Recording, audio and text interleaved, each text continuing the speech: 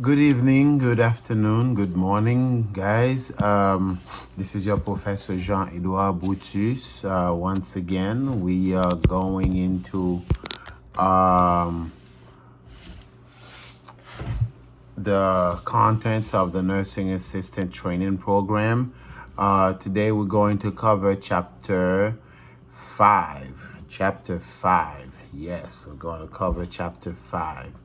And Chapter 5 covers confusion, dementia, and Alzheimer's disease. So if you would open your book to Chapter 5 for me, and so we can get started. It's on page 115.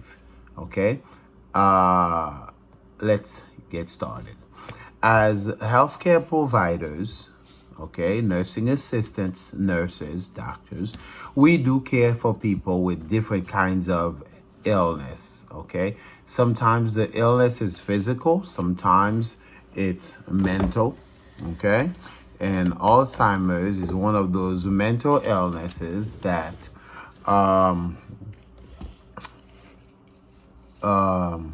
that we often encounter, okay? When the mind is working perfectly, when everything is working perfectly, we call it cognition.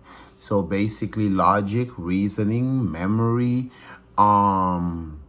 clarity, sequence, everything works fine when the patient is in full cognition, the mind is healthy, and everything is working as it should. However, when there's mental illness, okay, we encounter, an impairment, okay, an abnormal function of the mind. All right.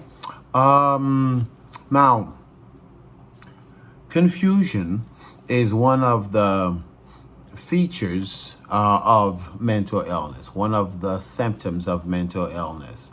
When the patient is in confusion, when a patient has confusion, we notice that it is temporary, okay, and the patient loses ability, even if it is temporary, but they lose ability to think clearly.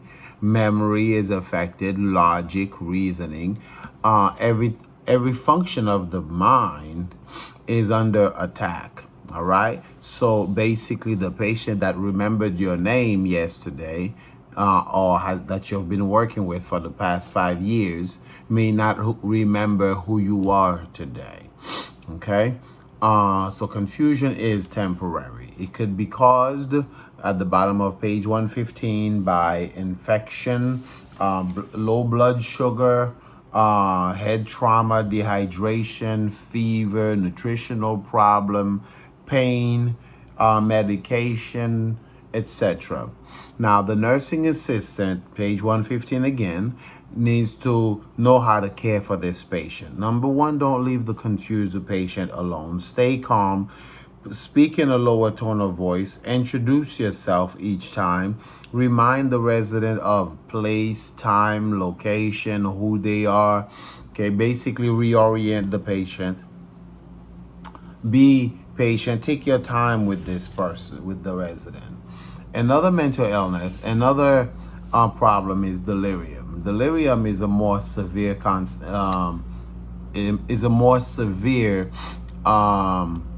confusion. It lasts a little bit longer, and the features, it can be possibly, like it says here, possible cause can include infection, diseases, fluid imbalance, etc. Excuse me. Now, signs and symptoms, page 116 of delirium, okay, can be agitation, anger, depression, irritability, trouble focusing, etc. Okay. Now, we talked about cognition and cognition impairment. Cognitive impairment is basically any condition that affects the mind and that affects the ability and the work of the mind. Okay. Dementia is a general term that refers to a serious loss of mental ability, such as thinking, remembering, reasoning, communication. Okay, the patient even lose ability to perform normal daily activities, tasks. They lose ability to perform ADL care, okay, and to control body functions like urinary elimination or stool bowel elimination, okay. The most common form of dementia that we work with our resident is Alzheimer's disease. Alzheimer's disease basically causes tangled nerve fibers. We're on page 117. And protein deposit to form in the brain. They eventually causes dementia. Yes. There's no known cause of Alzheimer's disease, and guess what? There's no cure. Okay, and there are several stages of Alzheimer's within the Alzheimer's disease. So, early stage, the ability of the mind is slightly impaired, but late stage, the patient gets worse. They forget everything. They even forget how to care for themselves. Everything is affected. Behavior, actions, attitudes, things that they say, things that they remember. All right. So, page 117. How do we care for these patients, right? For these residents. Don't take things personally. Be empathetic. All right. Work with the symptoms and the behavior that you see. Recognize that it can be difficult at times to care for these residents. Okay. And when it comes to communication with these residents, page 118, approach from the front. Okay. So they see you coming. Smile, look happy, determine, find out how close the person wants you to be. Communicate in a calm manner, calm area. Identify yourself. Lower the tone of your voice. Repeat things if you have to. Okay? And you may have to use gestures, pictures, or act out things that you want to say. Okay, but be careful with your body language. Okay, you don't want to make the patient, the resident tense and hurried, especially if they're performing certain tasks.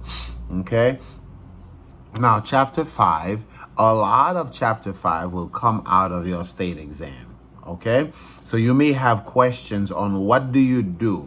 Okay, they may give you 4 choices on what to do if for your resident if the resident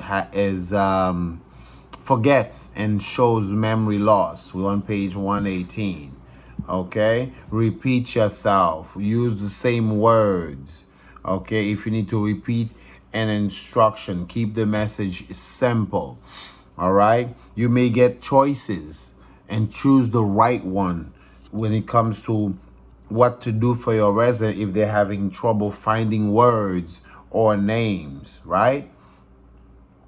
So the answer would be suggest a word that sounds correct, right? If your resident seems not to understand basic instructions, ask the resident to repeat what you said to see if they understand.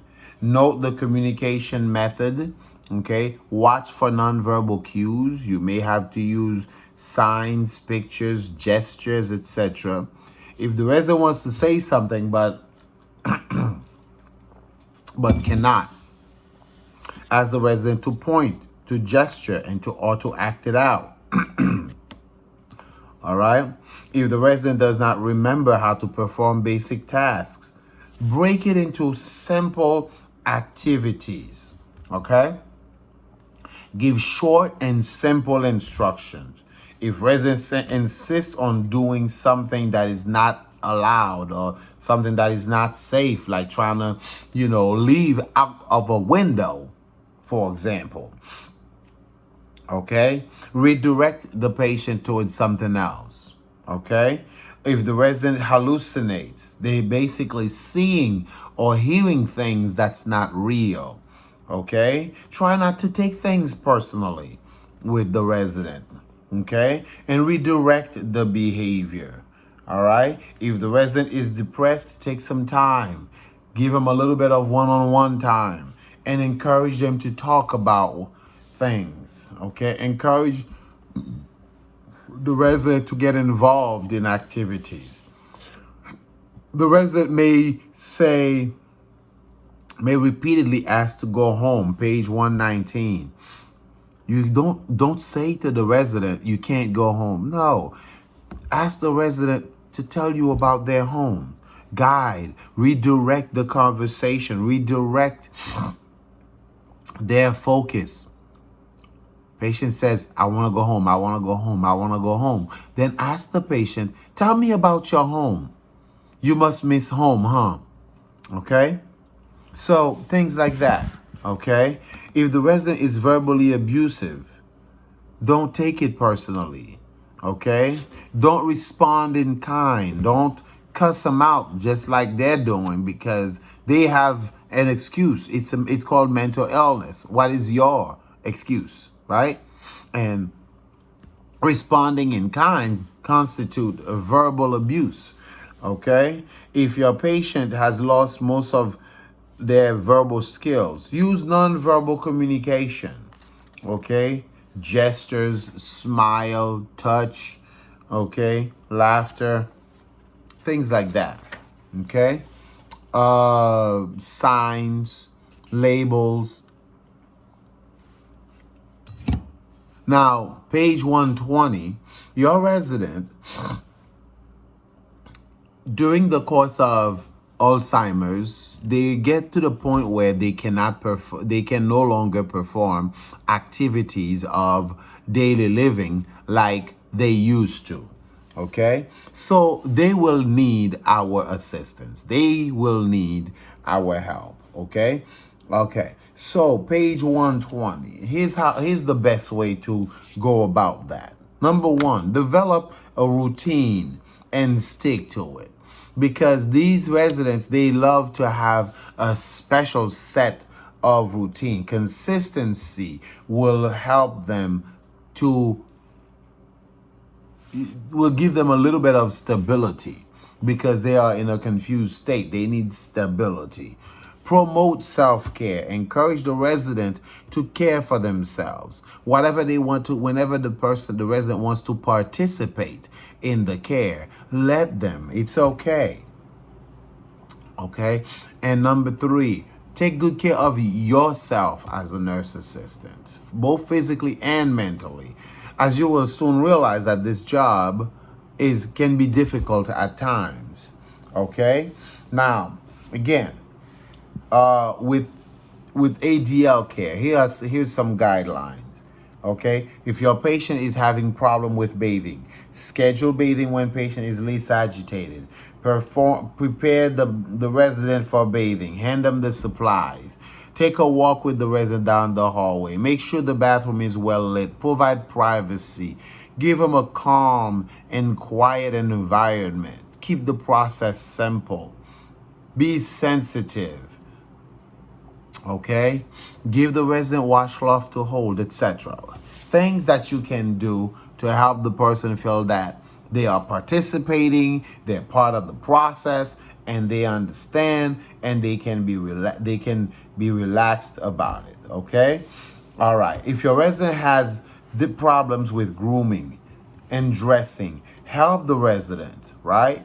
Give him a little bit of assistance. Avoid delay or interruption while dressing. Provide privacy by closing doors, right? Encourage the resident to pick clothes. So on your state exam, if one of your skill that they ask you is to dress a resident, you need to offer the resident choices. Okay? Okay. With your Alzheimer's patients, you need to lay out the clothes. On page 121, you see the underwear, the t-shirt, the socks, the pants, and the pullover shirts. Okay? So you lay things out for the resident. Okay. If your resident has problem with elimination, encourage fluid. Don't hold the fluid. I know one of the exam choices will say, well, don't give them fluid and they won't go to the bathroom. But the right answer is you're not supposed to do that. You're not supposed to withhold fluid. Okay. Mark the bathroom with a sign or picture. Make sure there's enough light in the bathroom. Okay. Keep an eye on the incontinent time so we can try to develop a schedule. Okay. If your resident has problem with nutrition, page 121, encourage nutritious food that is healthy for them, and food that they like. Okay. With Alzheimer's, the person may not even want to eat, so it's your job to encourage them. Otherwise, they will suffer from malnutrition. Okay. Have meals at a regular time each day. You may have to encourage the person or remind the person that the resident that it is meal time. Keep noise low, right? Keep the task of eating very simple. You may have to give simple direction. Okay, go to page 122. Use a simple plate. Okay, you may have to put one piece of food on the plate at a time in front of the resident and give him direction. Okay, step by step. That may be something you might have to do depending on how advanced the dementia may be on your resident. Okay. To promote the resident's physical health, page 122, prevent infection by following standard precaution. Wash your patient's hands frequently. Help them wash their hands, right? Clean the environment, okay? Watch for signs of pain and report that right away, okay? If your residents, to promote mental and emotional health, on page 122, maintain self-esteem by encouraging the resident to become more independent in ADL activities and share in enjoyable activities with the resident. Reward positive and independent behavior with that your resident provide. So give them a smile, a nod, just let them, just give them a thumbs up, right? Make them know that you're proud and you know that they are making progress. Okay.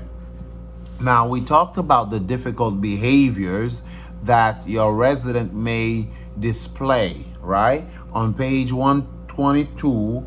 Okay, some of the difficult behaviors, we have agitation. The person becomes restless, excited, okay? And the triggers is basically a situation that causes the agitation. It could be the TV's too loud, they're hungry, they need to use the bathroom, they're in pain, okay? They're hungry, they're tired. Okay, so the difficult behavior becomes a way to express a problem. So what does the nurse assistant do? Don't take it personally. Page 123. Try to remove the trigger. What's causing the agitation? Let's remove it. Let's remove the noise, the distraction. Let's give them something to eat. Maybe they want to use the bathroom. Maybe they're in pain. Okay, let's look for signs of pain. All right, and then address these issues. Sundowning. This is the resident becoming more restless and agitated as it gets darker at night. Again, this change in behavior at that particular time of the day can be caused by hunger, fatigue. Okay, it may be a change in the routine, maybe a new face, a new CNA on the floor, and the person doesn't know who that person, the patient doesn't know who that new person is. Okay, so the nursing assistant should maintain a regular, a daily routine, avoid or remove the trigger, adequate lighting before it gets dark, right? Encourage the resident to dress in regular clothing, avoid stressful situations, play soft music, set up a regular bedtime for the routine for the resident. Catastrophic behavior, catastrophic reactions. Again, it may be triggered by the things we talked about, right? Patient overreacting because they're tired, there's a change in the routine, they're overstimulated, they have difficult choices. So you don't lay out a whole closet in front of the resident. No, give them a choice of two clothes between the blue and the red dress. Which one do you want? Okay. And then you go and do the same thing for the pants, for the shirt, etc. Okay. Violent behavior. Again, this person becomes violent. They start attacking and hit or threaten to threaten with a caregiver with violence. Okay.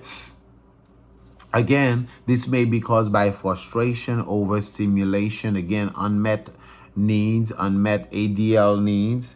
Okay, so the nursing assistant, number one, let's try to remove the trigger. What's causing this person to be violent? Is there something we can do? Maybe, they need to use the bathroom. Let's find out what the needs are.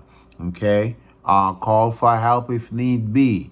Don't hit the patient back, because that would be physical abuse on your resident. You don't want to go there. Okay. Remove yourself from the situation. Don't try to fight back, and don't be persistent. No. If your resident becomes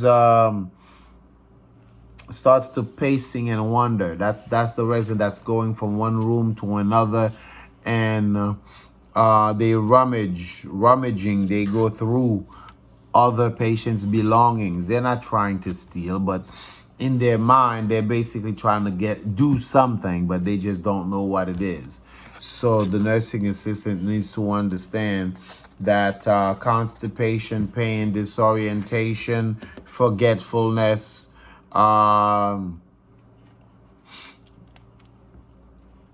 unmet needs can cause all of that. Hallucination, this is the resident who is seeing things, hearing things that are not there. Okay. The nursing assistant should ignore page 124, ignore harmless hallucination, but still report it to the nurse, right? Reassure the resident who is agitated that you are there to help them, and don't rush these patients. Don't argue. Okay. Even if they say the most outrageous things, let's not argue with them. Be calm and and reassure the resident that you are here to help. Okay? Resident may experience depression, a profound sadness, withdrawal, lack of energy. They stop eating or stop doing things that they may enjoy, they have enjoyed in the past. Why? Because they're depressed. Okay. Depression may be caused by loss of independence, inability to cope, feeling of failure. Okay. So nursing assistants, let's report signs of depression. Observe for triggers. Observe to see what can be the cause and remove that and take care of that. Okay. Encourage social interaction. Perseveration or repetitive phrasing, right? This is the person who's constantly asking, can I go home? I want to go home. I want to go home. I want to go home. Okay.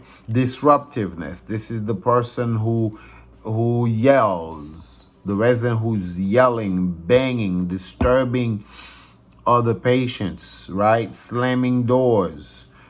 This behavior is often triggered by pain. Page 125.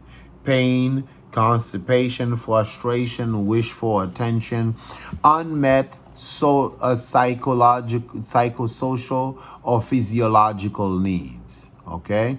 If the physiological needs are not met, if the psychosocial needs are not met, this could be This could be the aftermath, the result. Okay. Resident may exhibit inappropriate social or inappropriate sexual behavior. The nursing assistant should not take things personally. Okay, redirect the patient. Be firm with the patient in saying no. All right. Don't encourage the behavior. Don't go along with it. But you don't shame the resident either. Okay, you report things to the nurse. Okay.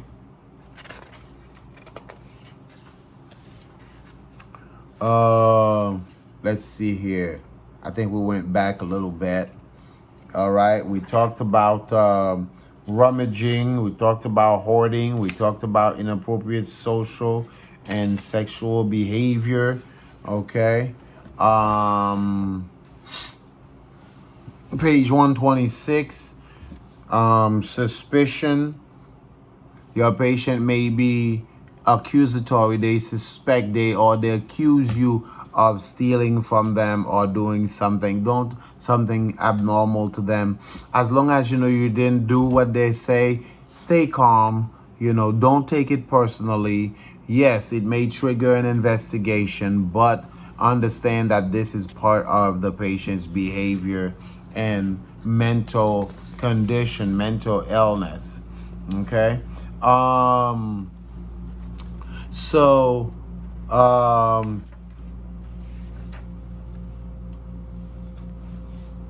page 126, 127, the healthcare team they put in place different types of therapies for these residents. Validation therapy, basically letting the person know and believe that, you validate you're validating their claim. So patient says, I want to go home. Okay. Now, let's not dismiss that. Let's say to the patient, let's ask the patient, tell me about your home. You miss home, huh? Okay, where do you live? Okay, basically giving value to what the person says, regardless if it is a hallucination. Okay, reminiscence therapy, encouraging the person to talk about the past, music, and activity therapy. All of those are very helpful when it comes to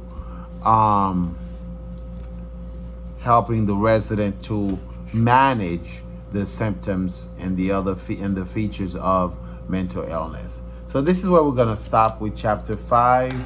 I do hope that you take the time to study. Okay, I do hope that you take the time to review the questions, to make sure that you absorb the material, because chapter 5 is very important when it comes to state exam. Okay? All right. Have a good one, and I'll see you on chapter 6. Thank you.